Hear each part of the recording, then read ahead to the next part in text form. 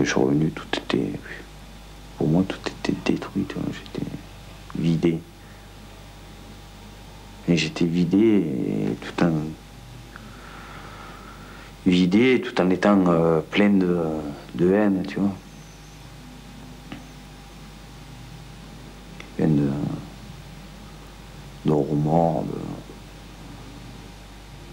j'ai toujours à me dire, j'aurais pu faire plus, j'aurais pu faire ça, j'aurais pu faire ci. Quoi. Jusqu'au moment où je me dis, mais attends, j'ai pas fait, tiens, j'ai fait pas mal, tu vois, déjà bien. Faut pas te... T'as fait ce que t'as pu. Voilà. J'ai commencé à m'en foutre de tout, tu vois. M'en foutre de tout. J'étais tellement... Bon, en rentrant dans la dépression, hein. De me sentir abandonné par l'armée, de ne pas avoir pu faire ce que je voulais faire là-bas, de ne pas être compris par ma copine quand je suis revenu. Plein de petits trucs. Après, tu baisses les bras, tu dis putain, c'est bon, j'en ai marre. Laisse tomber, je laisse tout tomber. Ça me casse les couilles. Putain de vie, machin, voilà. Et après, il y a tout tout qui passe. Hein. C'est bon, je ne ferai jamais rien de bien. Puis j'avais un peu honte de ça aussi, tu vois. Alors, tous les autres là-bas, ils n'ont pas de problème, il n'y a que toi qui as un problème. Et petit à petit, j'ai découvert qu'il y en avait des tas de mecs qui sont revenus de là-bas, qui avaient des problèmes et qui, malheureusement, pour eux, n'ont pas été suivis, ne se soignent toujours pas. Et j'imagine dans la détresse où ils sont maintenant, tu vois. J'en connais quelques-uns, comme Stéphane, ou d'autres qui n'arrivent pas à se sont débarrassés de ça, tu vois.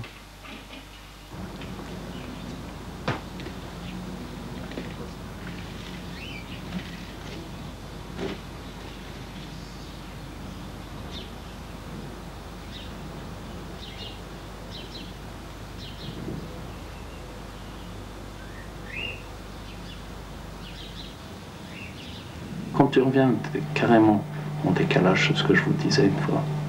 Pendant 6 mois, t'as arrêté de vivre en fait. T'étais sorti du train-train quotidien des gens ont continué d'évoluer ensemble, de faire toujours les mêmes trucs, et toi tu reviens. Et pendant 6 mois, t'as pris 30 ans dans ta tête et il faut te raccrocher aux autres. Ouais, j'ai dû me raccrocher au wagon en fait. Le problème, tu vois, c'est que ça n'a rien changé pour les autres, ça a changé juste pour moi. Pendant 6 mois, je suis sorti, les gens ont continué de vivre.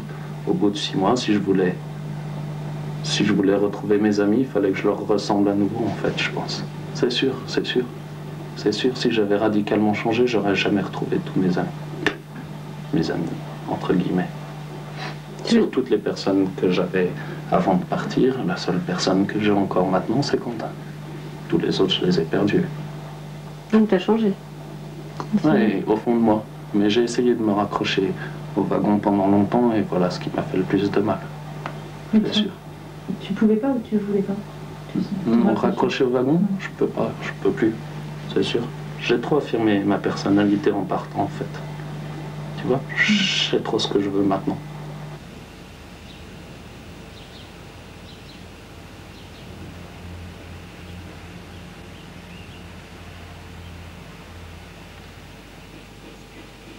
« 18 novembre 1994. J'ai tendance de plus en plus à péter les plombs, ou plutôt à devenir un peu barjot. En fait, j'ai du mal à me contrôler et aucune difficulté à délirer. Physiquement, cela se traduit par un tremblement constant de la jambe tout à fait incontrôlé. Moralement, dès que je pense, je vis dans un vide profond, traduit par la perte du souvenir et de la mémoire et par le manque d'amitié, ou tout simplement de relations franches, sincères et profondes. J'ai besoin de vivre quelque chose qui sorte de la routine militaire. En fait, ma vie était basée sur le rêve, sur l'utopie et l'idéalisme d'une vie anticonformiste, tout en sachant bien qu'il était impossible de vivre en dehors de la société. Aujourd'hui, par choix personnel, Je me suis inséré de la manière la plus radicale qui soit dans cette dite société. C'est un défi que je me suis lancé, et ce pour sortir de l'utopie. Je me dois d'atteindre ce but fixé pour moi et moi seul. J'ai déjà perdu bon nombre de choses et de personnes, dont l'amour. Je veux le meilleur pour ma vie, je suis en train d'avoir le plus dur. Je ne me connais plus et me suis perdu par choix personnel. J'espère que ce choix sera bénéfique. Je ne vais pas bien du tout. Il faut que cela se calme vite avant que je ne devienne fou pour de bon.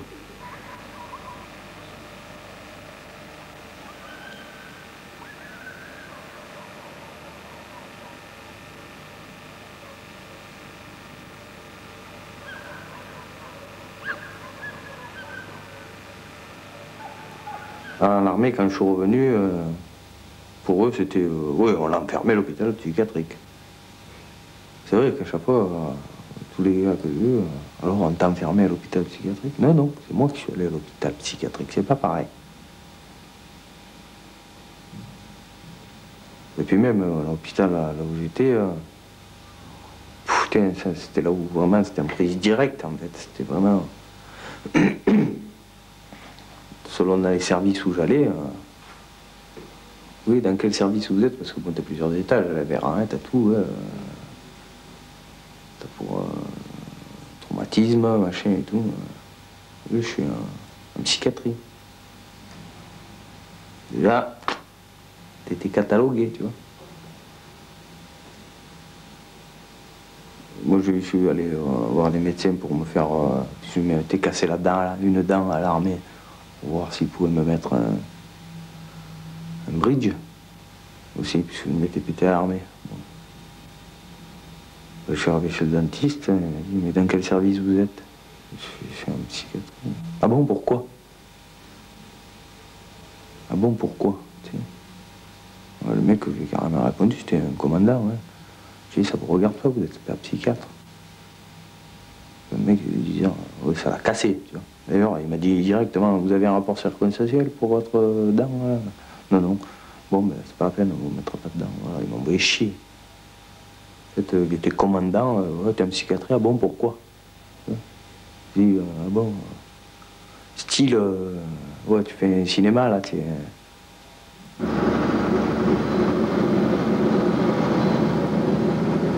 Les problèmes psychiatriques posés par les missions d'interposition et les missions humanitaires ont été constatés dès 1982 par les psychiatres militaires au retour des casques bleus du Liban. Les expériences de la guerre du Golfe, du Rwanda, de la Somalie et du conflit en ex-Yougoslavie ont confirmé l'existence d'un stress de guerre propre à la mission du soldat de la paix. Les nombreuses études effectuées depuis plus de 10 ans, tant en France qu'à l'étranger, ont dénoncé les conséquences des missions de paix et leurs contradictions sur le terrain. Cependant, elles n'ont pas suffi à en faire modifier les conditions.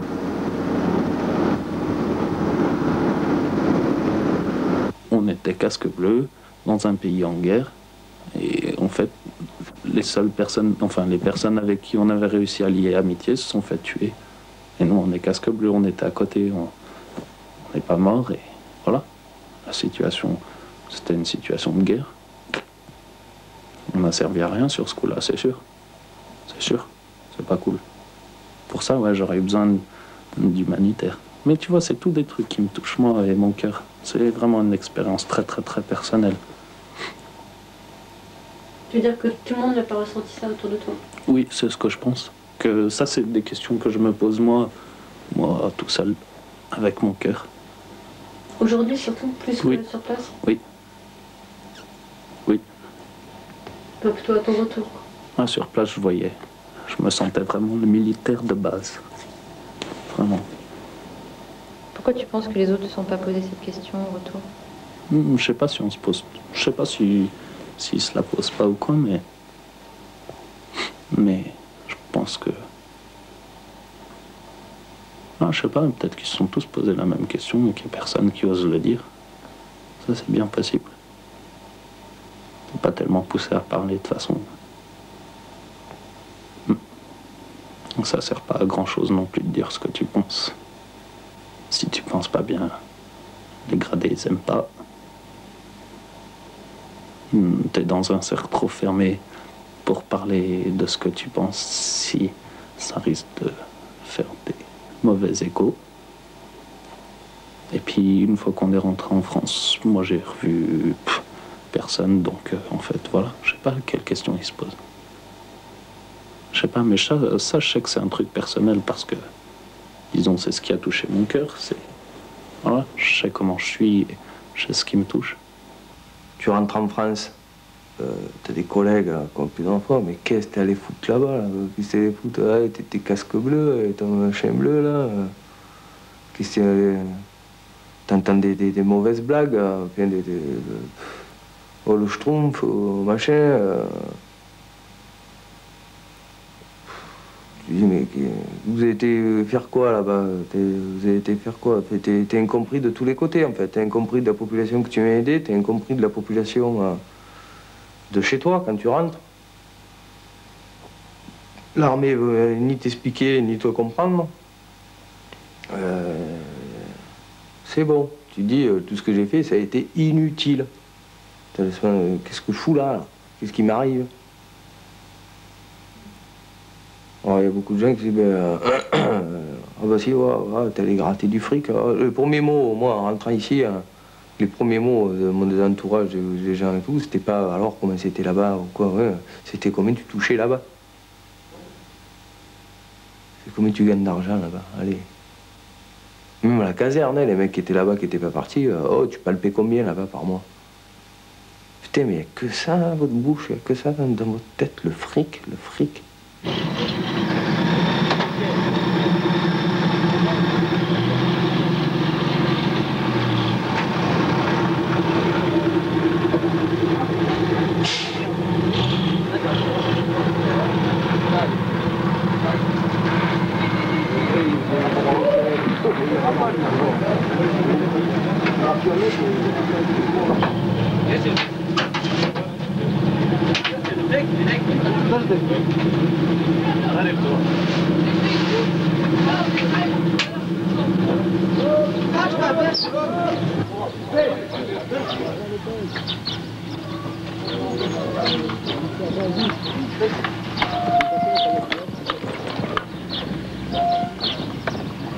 Pour moi, c'était une certaine façon de pouvoir me racheter aussi, tu vois.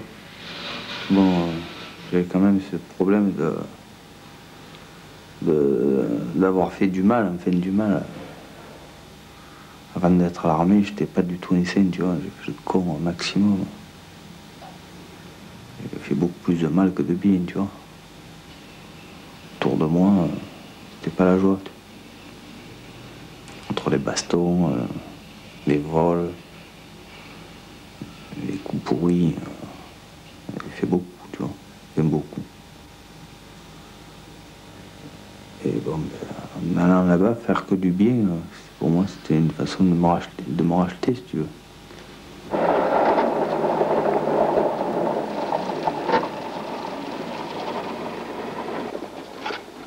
Je n'arrive de nouveau plus à écrire.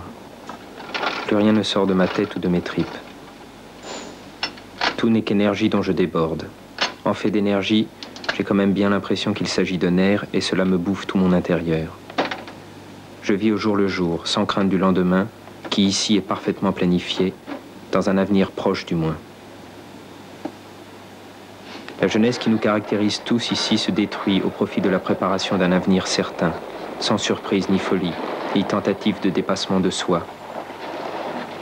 Ils oublient de vivre, d'aimer vivre pour aimer.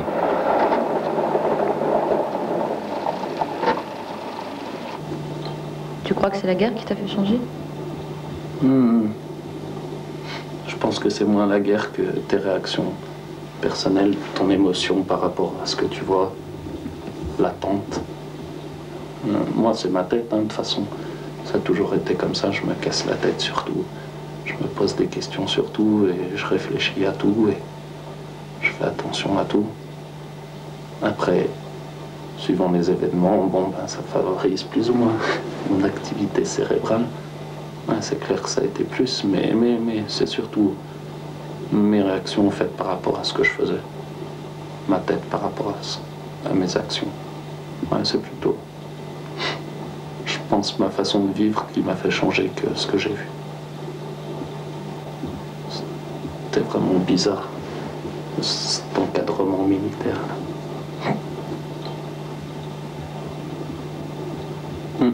Quelque part, les choses que tu vis, ça t'aide justement à plus te renfermer sur ta tête, tu vois.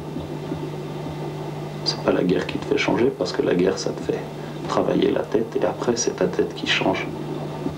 Je suis sorti quand même de l'hôpital, je me disais, bon, t'es guéri et tout quand même, mais c'est à moi d'assurer. J'avais peur de replonger, tu vois, de retourner à l'hôpital ou quoi, que je m'en sorte. J'avais un peu peur d'affronter la vie, hein. C'est un problème, hein, la vie. Hein. Trouver du travail, tout, peur de ne pas trouver de travail, peur de perdre la confiance que j'avais en moi, tu vois. Voilà. Enfin, j'ai peur, plus je te dis, j'ai plus peur de moi-même que des autres. J'ai peur de ce que je pourrais faire. C'est ça qui... C'est-à-dire ? Ben, depuis, je te dis que bon, je me suis soigné, tu vois. Depuis qu'il est arrivé cet incident, je décrochais une hache, je voulais mettre un coup de hache ou quoi, tu vois. J'ai manqué lui mettre un coup de hache. C'est pareil. Je suis soigné maintenant. Mais ça s'est quand même passé, tu vois. Je sais que ça se reproduira plus, tu vois, mais tu as toujours la peur de tu sais, quand tu as perdu le contrôle de toi-même un jour, tu vois, tu as toujours peur de peut-être le reperdre un autre jour, tu vois. Tu te dis, putain, ça m'est arrivé.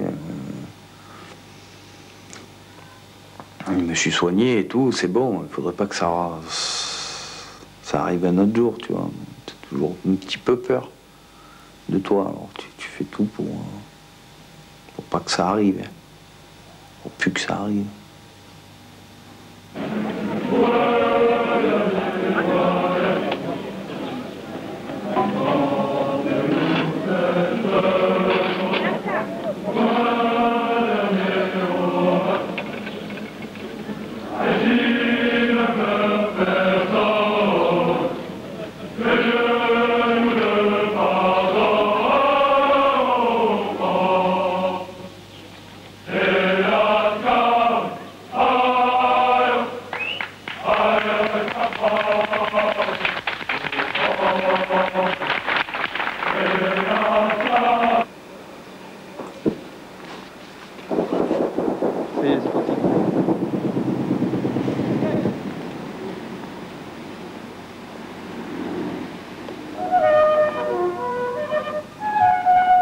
Bosnie, hiver 1994. Lettre d'un casque bleu. On a du mal à imaginer, réaliser ce que peut être la misère, la famine ou la guerre. Je suis venu voir la guerre d'un peu plus près. Je n'arrivais pas, malgré tout ce qui se passait autour de moi, à réaliser. Qu'était-ce donc? Un monstre rongeait l'humanité inexorablement. Pourtant, un soir, ce fut le malaise. Les soldats qui reviennent du front passent là à quelques mètres de moi. Le regard de l'un d'eux croise le mien, et le monstre est passé de lui à moi par nos yeux. Ces quelques secondes de dialogue muet m'ont tout dit. La détresse, le malheur et l'incroyable fardeau qui pèse sur les épaules de cet homme. Il avait peut-être mon âge, mais la guerre avait accéléré les années de son visage, comme s'il fallait quand même mourir avec l'impression d'avoir déjà vécu, pour se dérober à l'insoutenable idée de partir trop jeune.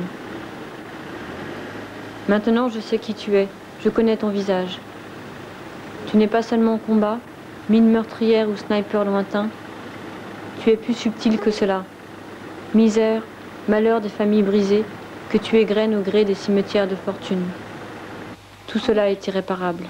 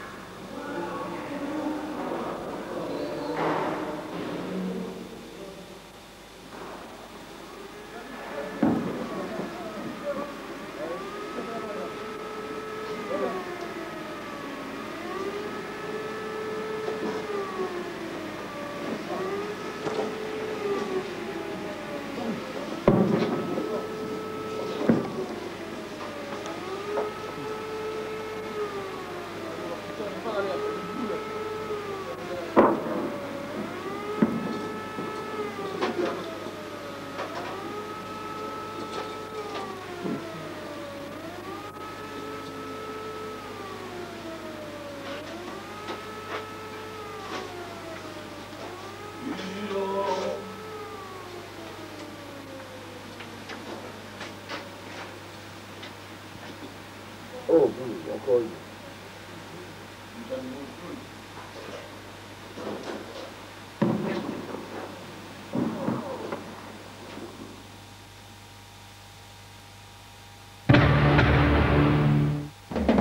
La jeunesse du continent africain remonte à 4 milliards d'années. Plus récemment, il y a 25 millions d'années, dans la vallée du Rift, la Terre s'est rompue et ce continent s'est alors ouvert sur 6000 km du nord au sud, des rivages de la mer Rouge jusqu'au Mozambique.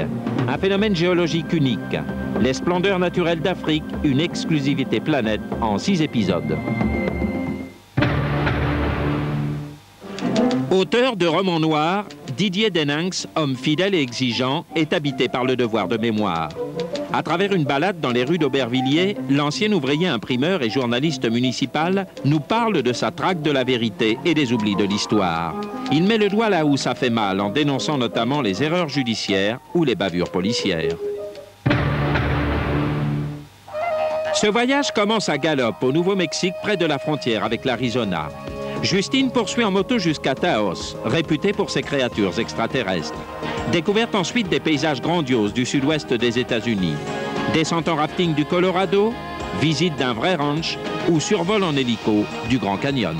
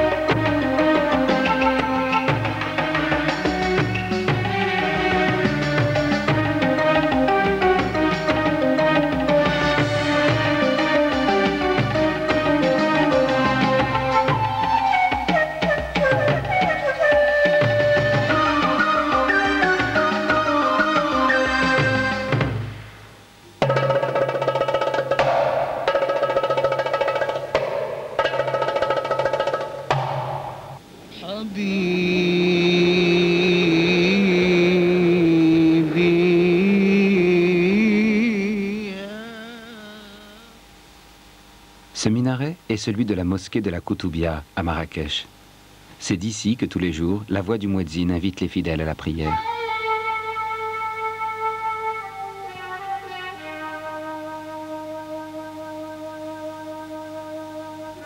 Construite à la même époque, certaines tours ont pourtant connu un destin bien différent. C'est le cas notamment de la tour Hassan, à Rabat. Ou encore de la tour de la grande mosquée de Séville. Surnommée la Giralda, elle est aujourd'hui devenue le symbole le plus représentatif de la capitale andalouse. Ces trois tours témoignent toujours de l'un des mouvements politico-religieux les plus importants de l'histoire de l'islam, lancé par les Almohades au XIIe et XIIIe siècle. Sous prétexte d'une guerre sainte, ils mirent fin à la domination des Almoravides. Ils fondèrent un empire qui s'étendit jusqu'à Tripoli, sur le continent africain, et comprenait une grande partie de l'Espagne musulmane.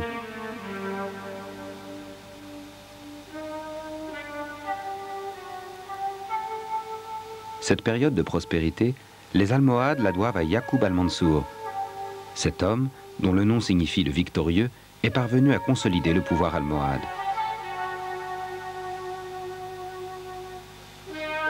Le règne de al-Mansour correspondit à la période la plus prospère de la dynastie et à une époque florissante pour la culture hispano-musulmane.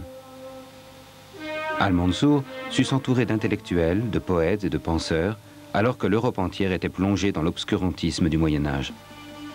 Pour l'histoire, le nom de Yacoub al-Mansour reste lié à des personnages comme le médecin Abou Basser, le philosophe juif Maïmonide et Averroès.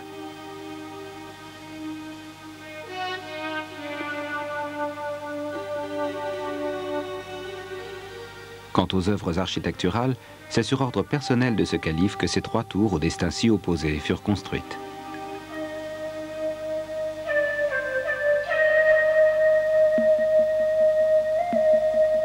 La mosquée de Hassan, à Rabat, aurait dû être la plus grande du monde musulman, capable d'accueillir jusqu'à 40 000 fidèles.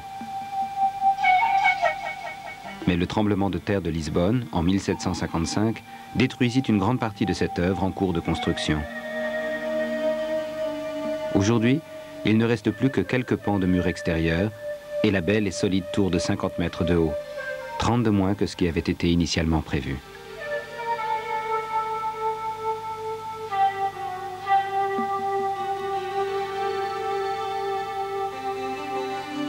Dans ce lieu sacré se trouve également le mausolée de Mohammed V, fondateur de la monarchie alaouite, héros de l'indépendance et père de l'actuel roi Hassan II.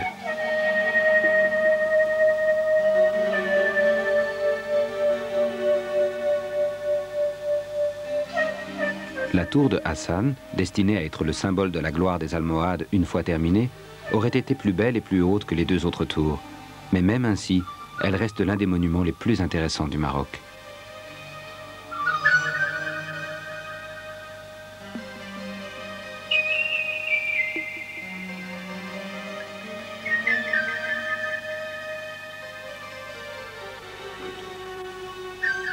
C'est un lieu de dévotion religieuse, mais une dévotion bien différente de celle qui se manifeste à la Koutoubia de Marrakech.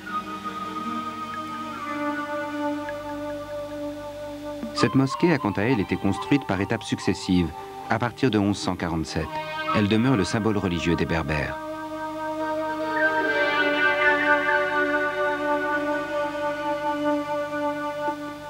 Son minaret, de près de 70 mètres de haut, domine toute la ville et aucun autre bâtiment ne parvient à lui faire concurrence. Sa construction ne s'est achevée que quelques 40 années plus tard.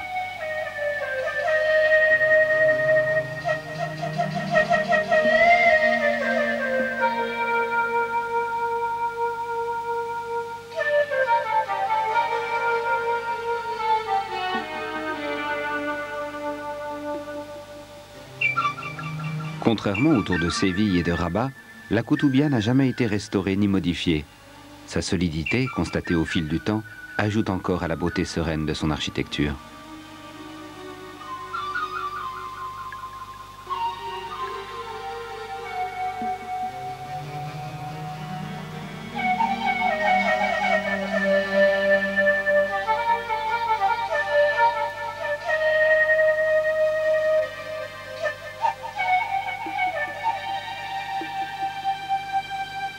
Au sommet de la tour, une flèche traverse 3 sphères en or de différentes tailles.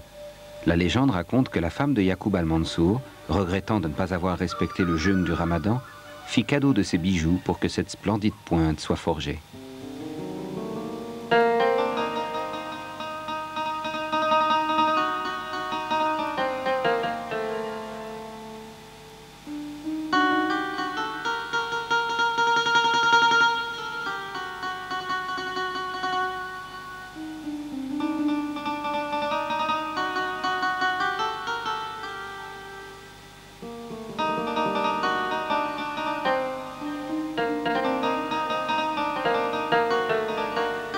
C'est à l'initiative de Yacoub Youssef, le père de Al-Mansour, que la construction de la grande mosquée de Séville débuta. À l'époque, Séville était la capitale du royaume moure des Abbassides. Le minaret fut finalement inauguré en 1198. Aujourd'hui, cette somptueuse tour fête ses 8 siècles d'existence. Construites dans le même objectif, les tours de Séville, de Rabat et de Marrakech ont ainsi connu des destins bien différents les unes des autres.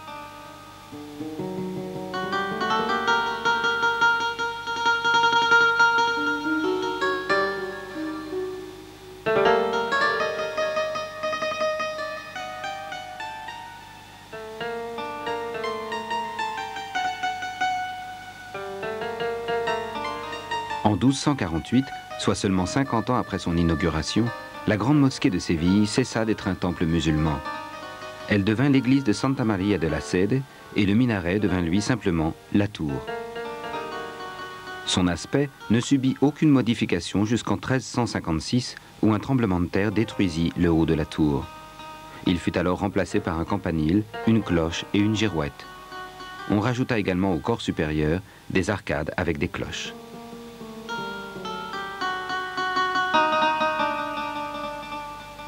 Ce n'est qu'en 1401 que la construction de la cathédrale gothique fut décidée. Quant aux travaux qui donnèrent à la tour son apparence actuelle, ils ne débutèrent qu'en 1559 sur les plans de l'architecte Hernán Ruiz, qui s'inspira du mouvement de la Renaissance en Europe.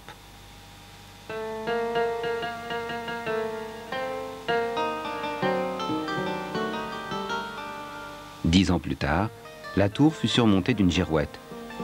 Comme le dira Alonso Morgado, dès 1587, cette girouette indique et signale n'importe quel vent, vers lequel se précipite Victoria avec beaucoup de facilité et de légèreté, telle une plume. Et voilà la merveilleuse invention sur laquelle elle s'est posée. Cette girouette de fer et de bronze mesure 7,5 mètres de haut et pèse environ 2 tonnes. Selon l'avis de critiques d'art renommés, c'est la figure en bronze la plus significative de la Renaissance. À l'époque, on la surnomma le colosse de la foi victorieuse. Mais un siècle plus tard, elle devint la Giralda. Le nom lui est resté, mais désigne aujourd'hui l'ensemble de la tour et non plus seulement la girouette.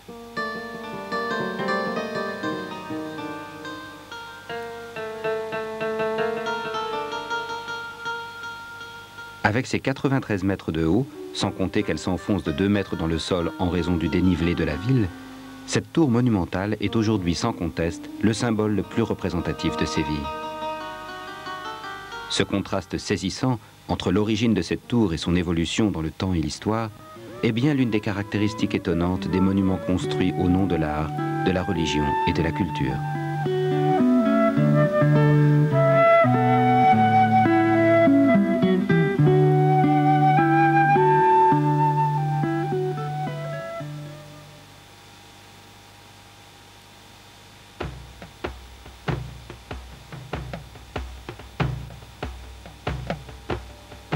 Et c'est surtout depuis Séville, face à cette tour et en cette fin de siècle et de millénaire, que des questions surgissent.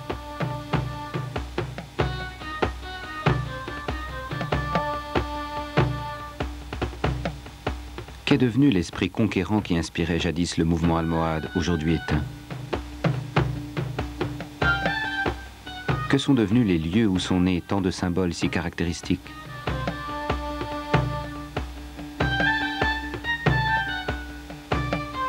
Et qu'en est-il de la population?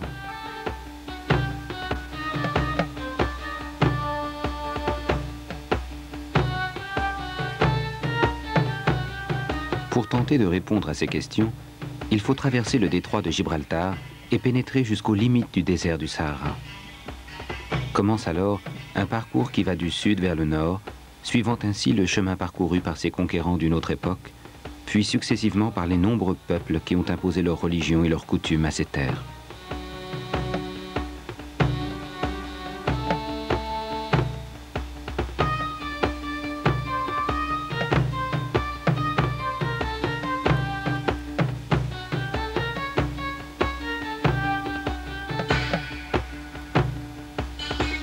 La première chose qui surprend le voyageur dans ce désert du Sahara, c'est le contraste entre la rudesse et la beauté du paysage. Une mer de dunes, parfois agitée, aux températures extrêmes, qui oblige la population à se déplacer vers le nord ou à adopter une vie nomade. C'est la vie que menaient les Touaregs, ou hommes bleus. Ils tenaient leur surnom de la couleur de leur peau, qui s'imprégnait de la teinte bleue de leurs vêtements.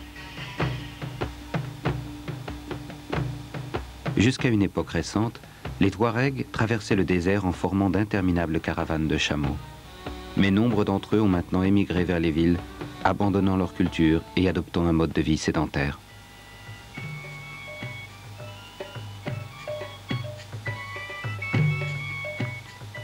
En remontant vers le nord, en direction de l'Atlas, se trouve un désert bien différent, composé de vastes territoires